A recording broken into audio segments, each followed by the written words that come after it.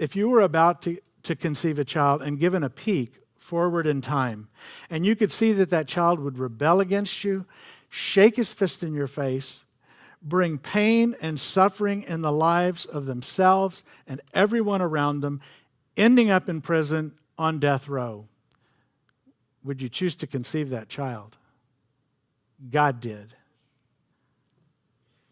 He did, knowing what it would cost him, knowing the rejection, the unfaithfulness, watching his children, the pain of watching his children he loves wreck their lives.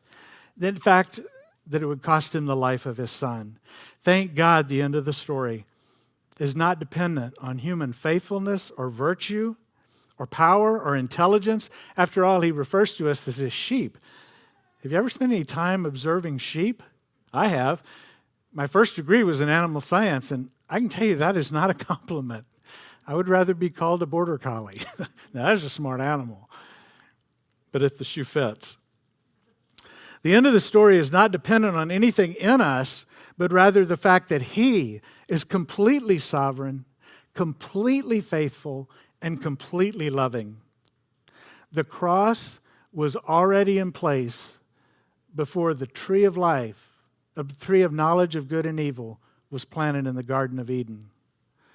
Revelation was already established before Genesis began. There wasn't a chance that God would allow man to prevent from fulfilling his promise to Abraham, but he had much more than the promised land in view as he unfolded his redemptive story across the Exodus journey.